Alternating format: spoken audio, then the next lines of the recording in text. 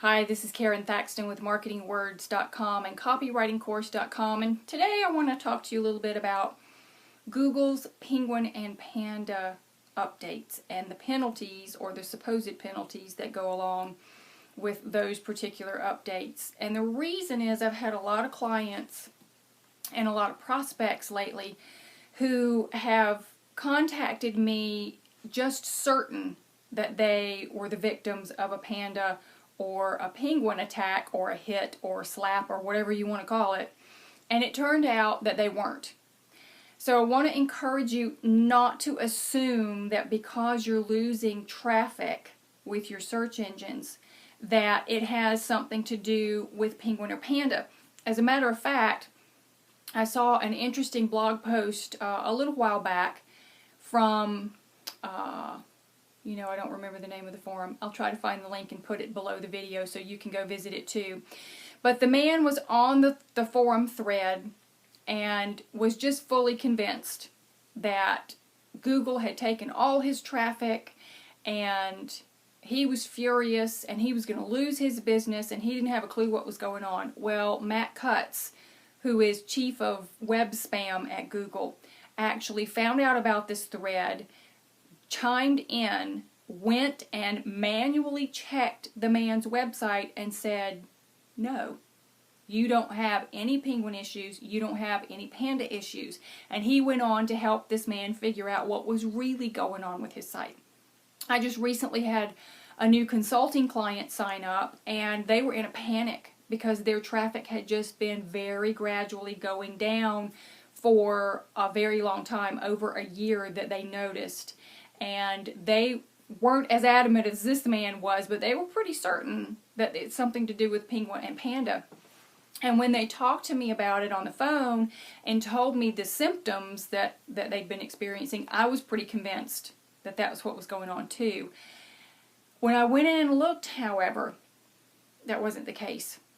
I went into their Google Analytics account and started poking around and found, when I did a comparison of last year at this time and this year, for the whole year, it was level. I mean, everything was down, but there wasn't any jagged issues where traffic plummeted and then it flatlined and they never recovered.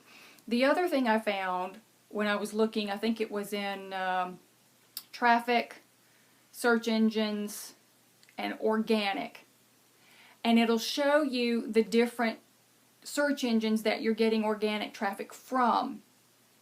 And what I found was, yes, their Google traffic was down by almost 30%, but their Bing traffic was down by almost 30%, and their Yahoo traffic was down by almost 30%, and every other search engine that we looked at, their traffic was down across the board.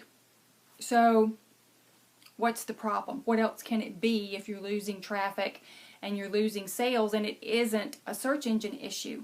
Or let me say more clearly, it isn't a penguin or a panda issue. It could still be a search engine issue. Most of the time, what I'm seeing is a lack of attention to search engine optimization. People maybe started gung-ho practices when they first launched their site and they got really good rankings, and then they just sort of rested on their laurels and they really weren't doing anything else with it. And of course, over time, your rankings and your traffic just sort of fade off into the sunset, because there are all these other sites that are coming into the web every single month, thousands of them, and they're going to compete with what you're doing. So if they're up on their SEO practices and they're doing things that they're supposed to be doing, they're using social media, they have a blog or some other way to add fresh content to their site on a regular basis, there's social sharing going on, they're building quality links in a way that isn't unnatural, and they're doing all these other things, you could easily begin to see a loss of traffic just because the new sites are coming in and ranking higher than yours. So don't rest on your laurels. You may not need to put thousands of hours at a month into your SEO by any stretch, but you do need to make sure that you stay on top of it. If you notice especially that your rankings and your sales are starting to fall, then that's a warning sign that some attention needs to be paid. One of the other things that I want to mention to you about this, and I'm going to do a separate video on this later, so you can look for that as well in this same channel if you're viewing on YouTube, or on the Marketing Words copywriting blog if you're viewing it on my website. I encourage you to subscribe to the blog and or to the YouTube channel for Marketing Words, whichever you prefer to view, so that you don't miss the future video.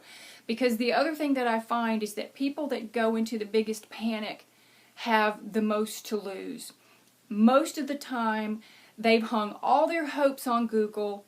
All of their traffic is coming in from the search engines. And if Google hiccups, or they change something in their algorithm, or they make a new policy to where they aren't favoring particular types of sites anymore, then literally overnight your traffic can vanish. I really encourage you to diversify where your traffic comes from. There are so many ways to drive traffic to a website other than using the search engines. And while SEO should absolutely be part of your marketing plan, it should not be your entire marketing plan.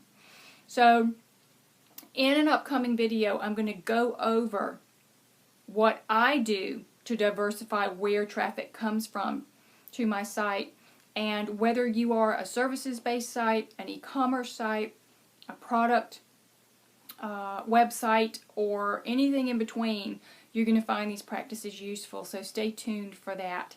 This is Karon Thackston with marketingwords.com and copywritingcourse.com. I'll catch you next time.